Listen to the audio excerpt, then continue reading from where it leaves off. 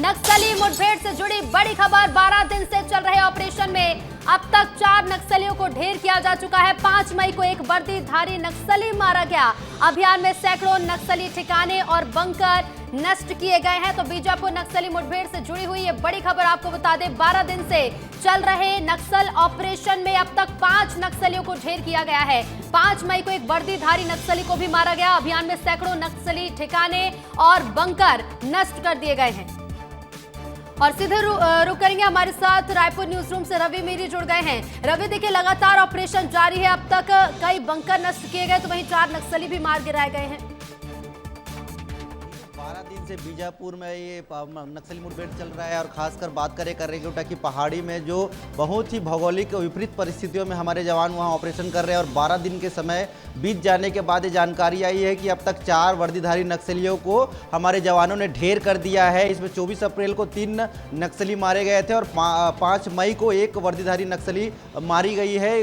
महिला नक्सली है, उसके पास से हथियार भी बरामद किया गया है और अब तक कुल 4 नक्सली मारे गए हैं। लेकिन सबसे बड़ी बात यह है, बस्तर पुलिस ने दावा किया है कि इस पूरे सर्च ऑपरेशन में, इस अभियान में नक्सली कैडर के बड़े नक्सली मारे गए हैं और कई ऐसे नक्सली हैं जो घायल हैं, जिनके निशान वहां पर मिले हैं ऑपरेशन के दौरान। जब वहां पे सर्च अभियान चलाया गया तो नक्सलियों के बहुत सारे बंकर जो पहाड़ी के ऊपर मौजूद थे, जहां पे उनके राशन सामग्री थे, उनके दैनिक उपयोग के सामग्री थे, उसको भी नष्ट किया गया है। हजारों किलो वहां पे राशन सामग्री बरामद किया गया है और बहुत ज़्यादा मात्रा में हथियार बरामद किया गया है और बारूद बरामद किया गया है।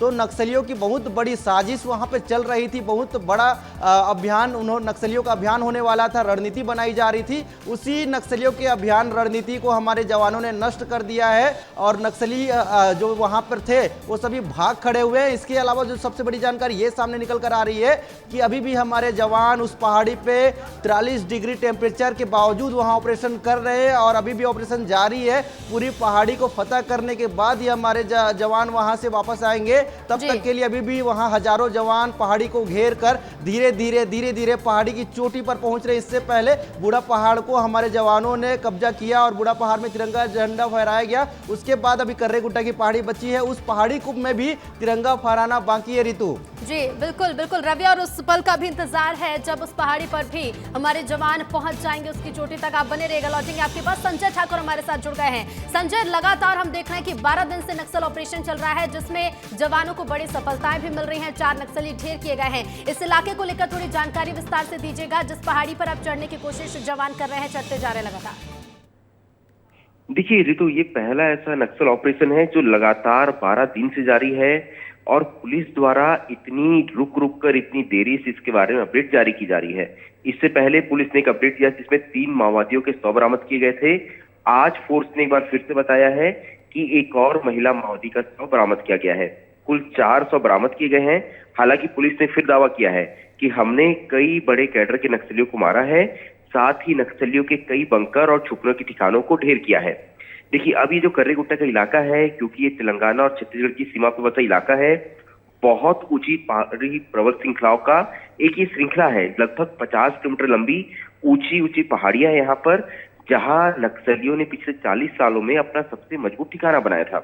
नक्सलियों की बटालियन नंबर 1, साथ ही हिड़मा, देवा और दामोदर जैसे नक्सली जो है वो लगातार इस इलाके में सक्रिय रहे हैं। दामोदर वो नक्सली है जो कि नक्सल संगठन में हर तरह के हथियारों की सप्लाई के लिए जिम्मेदार है। ऐसे में तेलंगाना से जुड़ा हुआ ये रूट जो है ये बहुत ही महत्वपूर्ण था नक्सलियों की सप्लाई चेन के लिए।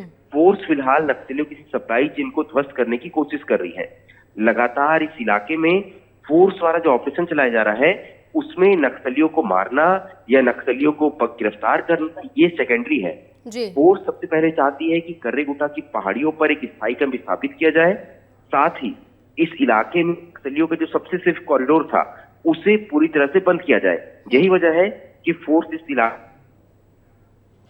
में एक स्थायी कैंप स्थापित करने की लगातार कोशिश कर रही है। साथ ही एक और अपडेट है तो जी, फोर्स ने इस बार कुछ स्पेशल फोर्सेस को देश भर से बुलाया है, जो फोर्सेस पहले एंटी ऑपरेशन में बेहतर काम कर चुकी है। तो जी। ये पहली बार है जब दूसरे राज्यों की फोर्सेस को यहाँ बुलाया गया है। तो जी। ये बताता है कि ऑपरेशन कितना महत्वपूर्ण है फोर्स के लिए। बिल्कुल बिल्कुल, बेहद महत्वपूर्ण ऑपरेशन है, लगातार जारी भी है। संजय बने रहिए। 11 रवि का एक बार फिर से मैं रुक करूंगी। रवि, देखिए, अगर जवानों की संख्या को लेकर कुछ जानकारी आपके पास हो तो बताइएगा कि अभी, क्योंकि हम देख रहे हैं लगातार 12 दिनों से जवान मौजूद है वहां पर, लगातार जवान पहुंचते जा रहे हैं। अभी जो जवान वहां पर मौजूद है उनकी संख्या लगभग कितनी हो सकती है? नक्सलियों की मौजूदगी को लेकर क्या अपडेट है? साथ ही अभी कौन कौन से जवान वहां पर मौजूद हैं? देखिए, पुलिस की प्रेस विज्ञप्ति में साफ साफ जानकारी दी गई है कि बस्तर रेंज में तैनात DRG, STF, cobra, CRPF, BSF, ITBP, CAF और बस्तर फाइटर समेत कई अन्य समस्त सुरक्षा बल की टीम वहां पर लगातार ऑपरेशन कर रही है। और शुरुआती जानकारी जब सामने आई थी तब से 7000 जवान पहाड़ी को घेर कर रखे हुए हैं। और इसमें हो क्या रहा है, जो जवान घायल हो रहे हैं या जो जवान की तबीयत खराब हो रही है उनको रिप्लेस किया जा रहा है, उनकी जगह दूसरे जवान वहां पर मौजूद तैनात किया जा रहा है। मतलब वहां पे जवानों की संख्या घट नहीं रही है, लगातार बढ़ रही है और ऑपरेशन लगातार जारी है। और पर्वत में जो पहाड़ी में जो चढ़ाई करनी है उसके लिए हमारी टीम तैयार है और ट्रैक कर करके ऊपर लगातार पहाड़ के चोटी पर पहुंचने की पूरी कोशिश की जा रही है। और अब तक 4 महीने में 229 नक्सलियों को हमारे जवानों ने ढेर किया है। वो इसी साल के हैं, 2025 में 129 नक्सली मारे गए हैं, उसमें से 4 नक्सली अभी बीजापुर मुठभेड़ के हैं। तो सोचिए कि ये 4 महीने में 129 नक्सली मारे जाते तो नक्सली कितने कमजोर हो गए हैं।